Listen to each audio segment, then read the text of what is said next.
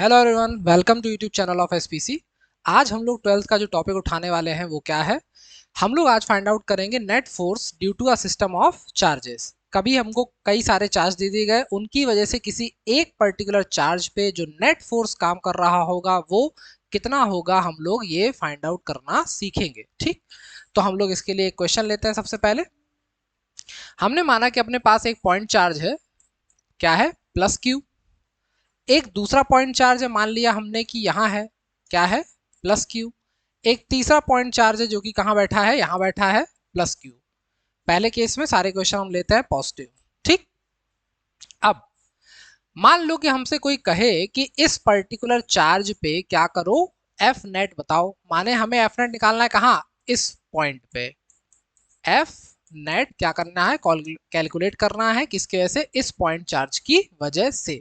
ठीक है, हम लोग क्या करेंगे, हमें पता है कि ये चार्ज कैसा दिख रहा है, पॉजिटिव। ये चार्ज कैसा दिख रहा है, पॉजिटिव।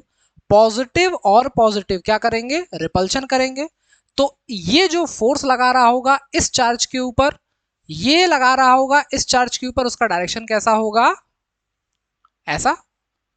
ठीक, तो इसको हमने नाम दे दिया क्या, F1। अब देखो कि F1 होगा क्या, 1/4πε0 को हमने लिख दिया K। दोनों चार्ज मैग्नीट्यूड में क्या है, सेम। हमें पता है कि कूलम का फॉर्मूला क्या होता है, 1/4πε0 Q1 Q2 upon R square. तो दोनों चार्ज कौन है, Q। तो हमने Q1 Q2 की जगह क्या लिखा, Q स्क्वायर लिखा। और अगर यहाँ पे डिस्टेंस क्या मान ली हमने, R है, ये भी डिस्टेंस क्या है, R है, और ये भी डिस्टेंस क्या है, R है। माने कि ये अपने पास अभी एक इक्विलेटरल ट्राइंगल है। हमने डिस्टेंस कंसीडर कर ली, क्या है, आर आर आर। तो यहां पे क्या रखना पड़ेगा, नीचे आर का स्क्वायर। तो ये क्या आया हमारा, फोर्स किसकी वजह से, इस चार्ज की वजह से, इस चार्ज के ऊपर। ठीक है, ऐसे ही हम लोग को क्या करना है, इस चार्ज की वजह से निकालना है इस पे। तो ये भी कैसा चार्ज है, पॉजिटिव। ये भी कैसा है, पॉजिटिव। पॉजिटिव और पॉजिटिव क्या करेंगे, रिपल्शन करेंगे। माने ये इसको रिपेल करेगा उस तरफ, तो क्या होगा, जो फोर्स लगेगा वो ऐसे लगेगा सामने। ये क्या हो गया, F2। कौन सा फोर्स है, F2। अब ये F2 क्या होगा, क्या इन दोनों चार्ज का मैग्नीट्यूड सेम है। तो हम लोग कहेंगे हाँ सेम दिख रहा है। क्या दिख रहा है, Q। डिस्टेंस क्या है, R।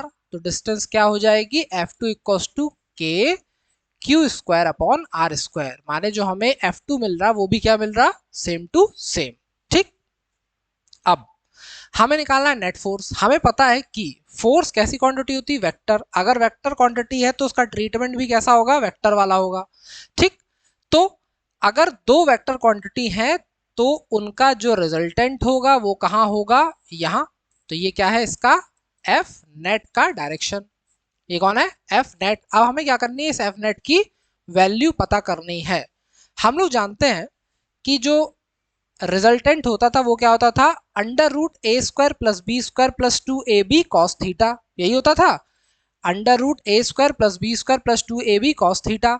तो अगर ये इक्विलेटरल ट्राइंगल है तो यहाँ एंगल कितना है, 60 डिग्री। इसका मतलब कि F1 और F2 के बीच में बनने वाला एंगल भी कितना है, 60 डिग्री है। ठीक है, अब क्या देखना है, देखो देखना ये है कि F1 और F2 हमारे पास क्या है, फोर्स। तो F नेट क्या होगा, अगर F1 और F2 दोनों की वैल्यू हमें सेम दिख रही है तो हमने इसको नाम दे दिया क्या, F। और ये भी क्या बन गया, F।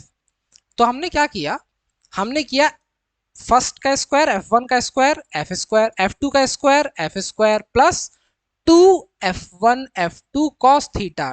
2F1 F2 और F1 F2 दोनों कौन है, F और F। F into F, F square. और एंगल कितना है, 60 डिग्री। तो यहां पे क्या आ गया, कॉस 60 डिग्री आ गया। इसमें कोई दिक्कत नहीं है। और इसका क्या लेना है, अंडर रूट।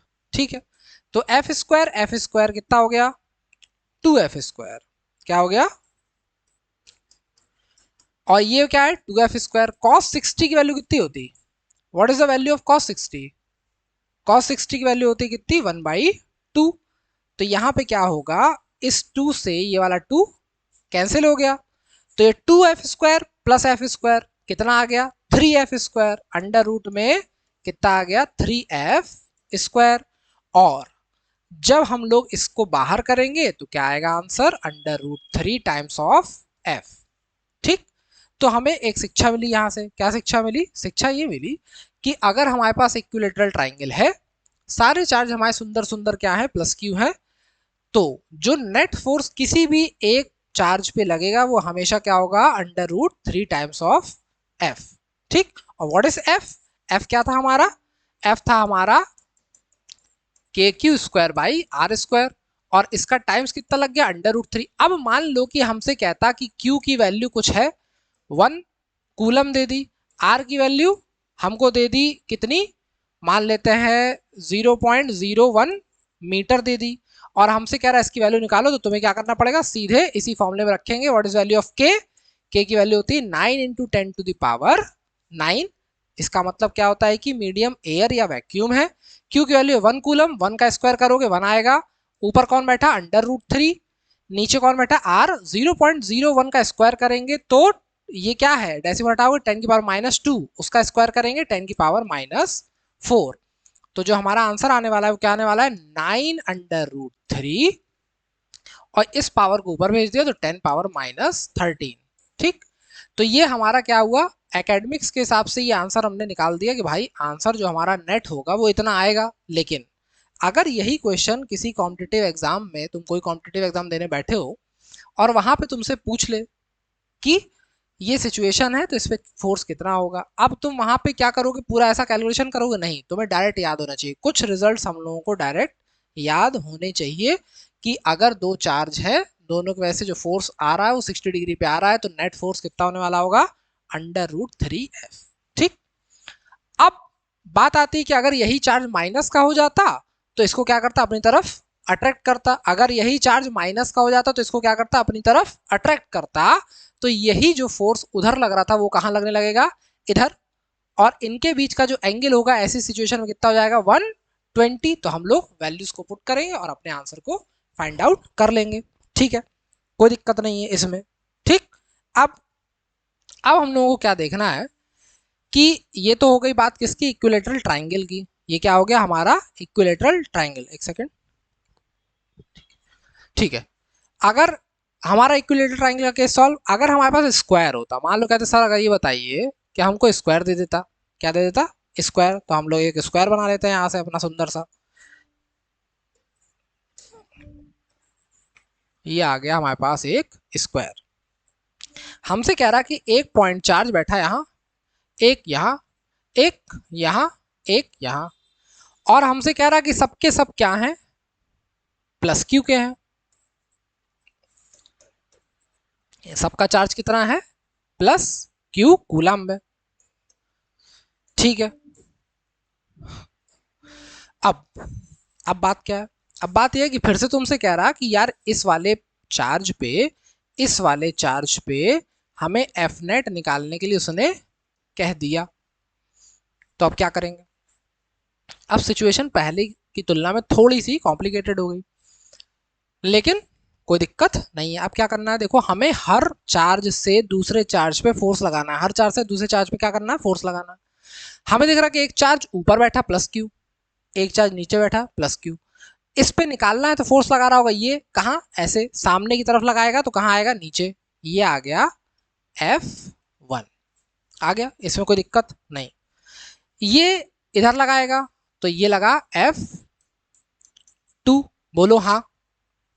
ठीक है, अब अगर हम थोड़ी देर के लिए इसको भूल जाएं, इसको भूल जाएं थोड़ी देर के लिए, तो हमें दिख रहा कि यहाँ एंगल कितना है, 90 डिग्री है, तो ये भी कितना होगा, 90 डिग्री।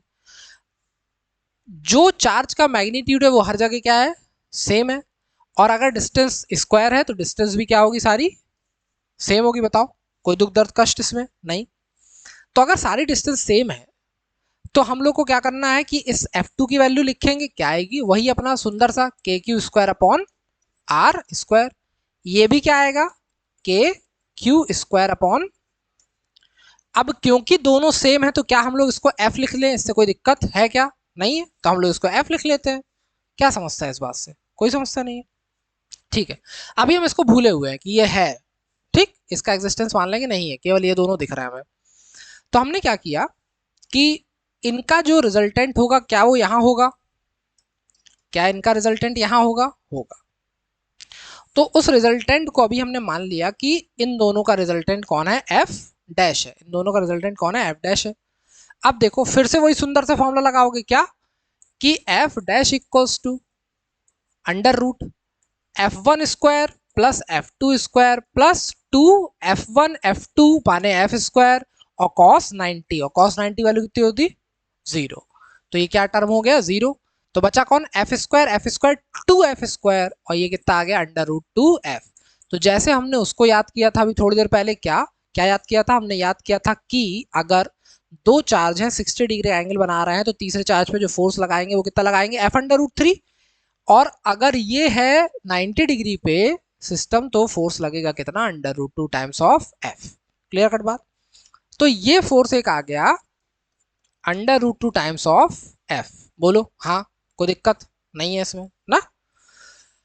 अब माजरा क्या है, अब माजरा है कि तीसरा चार्ज भी तो बैठा है, तीसरा चार्ज जो बैठा है वो फोर्स लगा रहा होगा कैसे, ऐसे आ रहा होगा, माने कि जो इन दोनों के रिजल्टेंट का डायरेक्शन है वही डायरेक्शन तो इसका भी है। इसका मतलब कि ये खुद कौन बैठा है, यहां पे जो एफ नेट आने वाला है, इसको हम थोड़ा सा मिटाते हैं अभी। ये किसका डायरेक्शन है, एफ नेट का, और यही डायरेक्शन किसका था, एफ डैश का, एफ डैश का था। अब देखो जो ये है उस फोर्स का नाम हमने दे दिया F3, क्या नाम दे दिया, F3 नाम दे दिया। और ये जो F डैश है, F डैश कितना आया था अपना, F अंडर रूट 2, F3 कितना आएगा देखो ध्यान से, अगर स्क्वायर है तो स्क्वायर का डायगोनल कितना होता है, under root 2 times of side of square, under root 2 times of side of square, ये बात हम लोग जानते हैं। तो क्या होगा ऐसे सिचुएशन में, इनके बीच में जब कूलम्स का लॉ लगाएंगे तो क्या बनेगा, F जो ये बनेगा अपने पास क्या, F3 वो बनेगा K Q square upon distance का स्क्वायर, और डिस्टेंस क्या है, under root 2 R, under root 2 का स्क्वायर करोगे 2 आर का स्क्वायर करोगे आर स्क्वायर, इसका मतलब ये 2 आर स्क्वायर आएगा, क्या आएगा, 2 आर स्क्वायर। और हम लोग K Q square upon R square को कह रहे हैं अगर एफ, तो इसका मतलब कि K Q square upon R square को एफ कह दिया तो ये एफ बाई टू बना, एफ बाई टू बना, दिखा तुमको एफ बाई टू बन गया। तो रिजल्टेंट क्या आ गया, F under root 2 plus F by 2। अब एफ को ले लिया तुमने कॉमन, ये बन गया अंडर रूट 2 और 1/2। तो ये क्या हो गया, अगर मान लो यही क्वेश्चन आ जाता अभी कहीं एमसीक्यूज में कि भाई ऐसा सिस्टम है तो बताओ क्या होगा हमारा फोर्स, नेट फोर्स का एक्सप्रेशन क्या होगा ये। अब इसी एफ की जगह क्या रख दोगे अगली लाइन में, कि ये एफ बन गया हमारा क्या, एफ नेट बन गया हमारा, एफ क्या था, K Q square upon R square, और ये बन गया अंडर रूट 2 और ये 1/2। अब क्यू की चाहे जो वैल्यू दी हो, क्या कर ले हम लोग उसको सॉल्व नहीं कर पाएंगे, बिल्कुल कर लेंगे आसानी से, कोई दिक्कत है इसमें नहीं है। ऐसे ही चार्ज माइनस का होता तो डायरेक्शन क्या होते, पलट जाते, रिजल्टेंट हम लोग लेते, हमारा आंसर आ जाएगा। तो अगर हमारे सामने कोई भी चार्ज आए, हमें क्या करना है, केवल एक चार्ज को देख के बाकी सबकी डायरेक्शंस बनानी है और नेट फोर्स देख के वेक्टर एडिशन से कैलकुलेट कर लेंगे, इसमें किसी को कोई दिक्कत नहीं होगी। ध्यान रखना है कि 60 डिग्री पे अगर है सारे पॉजिटिव है, आंसर कितने आने वाला है, एफ अंडर रूट 3। 90 डिग्री पे है, आंसर क्या आने वाला है, एफ अंडर रूट 2। इसको हम लोग कायदे से एकदम ध्यान रखेंगे डायरेक्ट आंसर टिक करने के लिए। स्क्वायर है तो आंसर क्या आएगा, एफ ब्रैकेट में क्या आएगा अपने पास, क्या आया था, अंडर रूट 2 प्लस 1/2, किसके लिए, अगर स्क्वायर है। तो ये तीन रिजल्ट तो कम से कम हमें डायरेक्ट याद रखने हैं। मान लो एमसीक्यू में कोई क्वेश्चन दिख गया, तुरंत टिक करिए, आगे बढ़िए ना, टाइम बर्बाद करने की जरूरत वहां पे नहीं है हम लोग को। लेकिन अगर एकेडमिक क्लास का आंसर तुम लिख रहे हो तो विधिवत एकदम वेक्टर एडिशन लगाएंगे और लगा के एकदम प्रॉपर चैनल से आएंगे और इस तरीके से सॉल्व करेंगे इसको, ठीक, क्लियर कट बात है। तो इस तरीके से कोई भी अब सिस्टम ऑफ चार्जेस का क्वेश्चन आएगा तो आप लोग इसको सॉल्व कर लेंगे। मिलते हैं नेक्स्ट क्लास में, तब तक के लिए जय हिंद जय भारत।